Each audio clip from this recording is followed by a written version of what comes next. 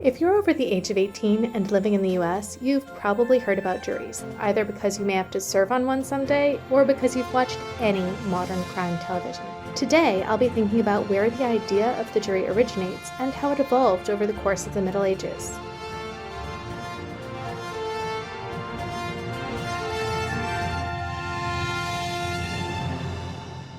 Hello and welcome to Footnoting History. I'm Sam, and today I'll be talking about a subject near and dear to my heart, medieval peacekeeping.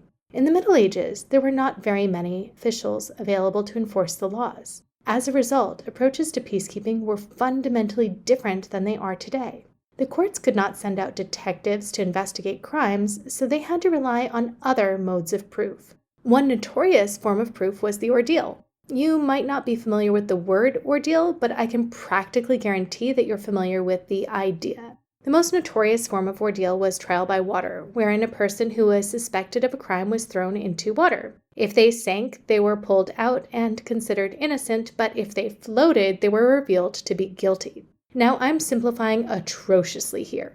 The truth is, ordeals could take several forms, but they were typically physical tests that were designed to reveal the judicium Dei, or the judgment of God. There is a ton of debate about what the ordeals were and how they functioned in society. There are some historians who think that they played a valuable role in helping to limit violence by forming a consensus around verdicts delivered by God. Others see them as an instrument of mercy that gave people who were presumed to be guilty one last chance to prove their innocence.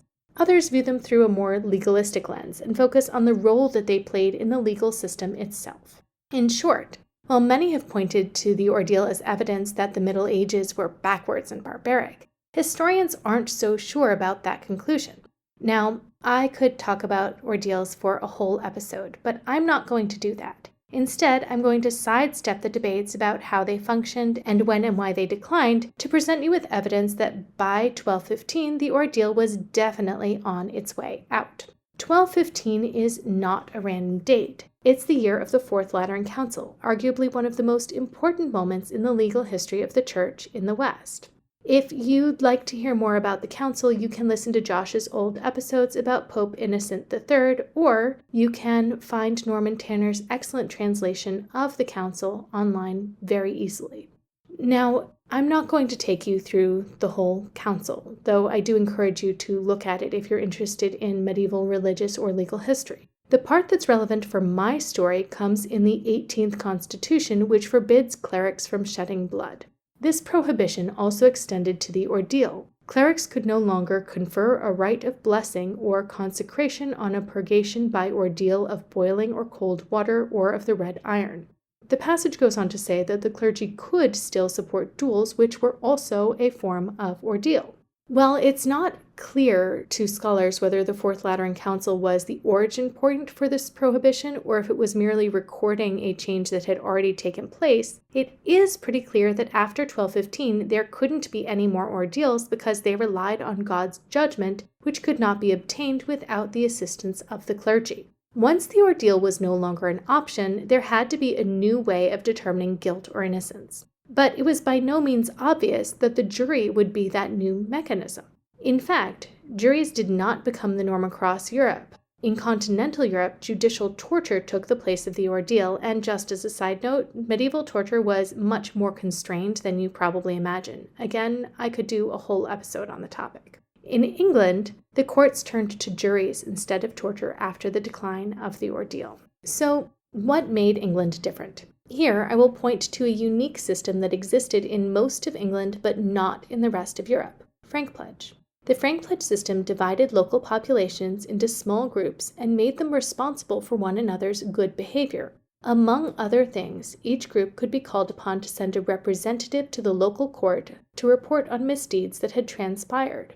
These Frank Pledge juries had been playing a role in investigating crime at least since 1100. Some historians place their origin around the time of the Norman conquest, but there are others who believe they were inherited from the legal system that predated the Normans. The latter explanation makes more sense to me.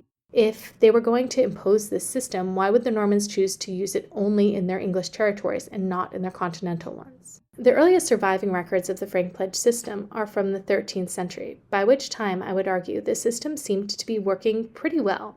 Now, there's no way to determine if these presentment jurors reported every crime, but from time to time we see that the Frank Pledge jurors reported their own crimes as well as those of their wives and sons, which suggests to me at least that they were able to privilege the vitality of their own communities over their own self-interest, at least in their official capacity as jurors. Somehow I can't envision people in modern American society reporting themselves for punishment. Dr. James Micheli has argued convincingly that the English turned to juries rather than judicial torture after the decline of the ordeal because they had evidence that this mechanism could be effective. In other words, the existence of presentment juries allowed for the formation of criminal juries. Starting in the 13th century, English courts used juries to determine the outcome of court cases. The early criminal juries had a few things in common with modern juries. The number 12, for example, was already fairly standard for criminal juries. Presentment juries could vary a bit more in size. The basic function of the jury, which was to determine whether a defendant was guilty or innocent, was also pretty much the same. Jurors also had to take some kind of oath, though the exact wording does not survive, and it probably varied a bit from place to place. But that's where the resemblance ends. Today, we eliminate jurors with outside knowledge or interest in a case. In contrast, 13th century juries were self-informing. In effect, jurors were selected based on their potential knowledge of the case in question. Some of the criminal jurors were also on the presentment juries that had alerted the court to the fact that a crime had taken place in the first place. Jurors were also invariably selected based on their proximity to the crime. 4 were supposed to be from the immediate neighborhood, and the other 8 had to be from the closest villages. While juries could hear evidence in court, the way that the court records are written demonstrates pretty decisively that jurors were expected to provide evidence based on their own personal knowledge. Jurors might also hear several cases a day, particularly in the 13th century when royal judges did not come regularly to deal with local disputes. It appears that verdicts were rendered fairly quickly. We don't know how much time was spent deliberating for an individual case, but it was not uncommon for a dozen cases to be heard in a single day.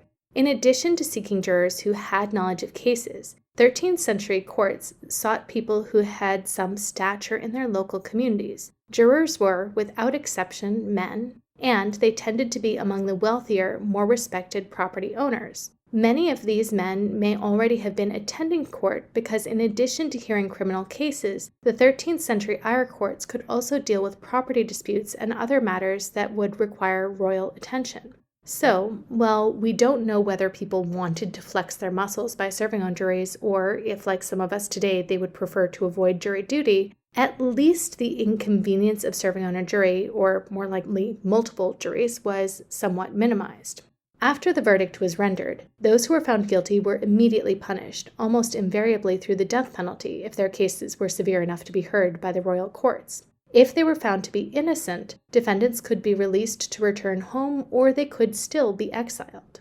In any case, the jurors would return home after serving on a jury. That return to normal society might actually have been part of the appeal of the early jury system from the government's point of view. Most medieval communities were small, and people would have known who the jurors were. The jurors, therefore, likely played a role in forming community consensus around their verdicts. They would want to make sure that people agreed with them, lest they potentially suffer backlash for their decisions. In a very real way, therefore, self-informing juries may have helped limit the need for vigilante justice and enduring feuds. That said, while we tend to imagine the Middle Ages as a bloodthirsty time, medieval juries were reluctant to sentence people to death. Thomas Green theorized a process of jury nullification, wherein, because the punishment, death, was deemed too harsh, juries might not have convicted people even when they were guilty. Kenneth Dugan has suggested that people might not even have stuck around to watch the hangings. The self-informing nature of the jury, and the fact that at least some jurors would have been known to the defendants likely did contribute to the comparatively low conviction rate.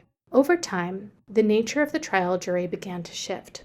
Micheli has argued that the decline of the Ire and the rise of more regular jail delivery courts fundamentally changed the composition of trial juries. In his study of the social background of jurors, Micheli found that over time men of lower social status, even peasants, sometimes served on juries. This shift likely came because the courts were taking place more regularly, and as such, they would have been much more disruptive to potential jurors. It's one thing to have to serve on a jury for an afternoon every few years, but as anyone who has served on a grand jury will tell you, it is much more disruptive to have to go to multiple sessions each year. Consequently, as courts convened more regularly, it got harder and harder to recruit jurors, and men who had previously been deemed ineligible were suddenly on the hook. In addition to moving further down the social ladder, juries were also recruited from farther away from the site of the crime, which likely meant that by the end of the 14th century, jurors were no longer in a position to be fully self-informing, both because of the changing proximity and because of the decreased trust in the people hailing from a lower social background. As that happened, courts started hearing more evidence in the form of witness testimony during the trial. Now, this change did not take place overnight. There was an extended period of time when juries were partially but not completely self-informed. But eventually, and by eventually I mean well after the end of the Middle Ages, jurors stopped coming to court with any information at all, which then paved the path towards our deeply ingrained philosophy that the jurors should know as little about the case as possible in order to remain unbiased. I would argue that this change from a self-informing jury to a theoretically unbiased one fundamentally changed the social role that the jury played in our society. In medieval society, the jury served as a conduit to communicate the will of the community to the court. This will did not always depend purely on guilt or innocence. It could also consider the degree to which the suspect was liked and whether or not there was a perceived future risk to the community. While modern juries frequently do not live up to our ideals, juries today aren't supposed to be swayed by the potential for future misconduct. They're supposed to judge suspects based on what has already transpired, which is why I would argue that despite numerous superficial similarities, medieval juries were fundamentally different from modern ones, even if they share the same name and basic function. Thanks for tuning in to this week's episode of Footnoting History. I hope you like what you heard. If you'd like to learn more, feel free to visit our website, www.footnotinghistory.com, for suggested readings. While you're there, you can also check out our archive of past podcasts and suggestions for how to further support this production. I hope you tune in again soon. Until then, remember, the best stories are always in the footnotes.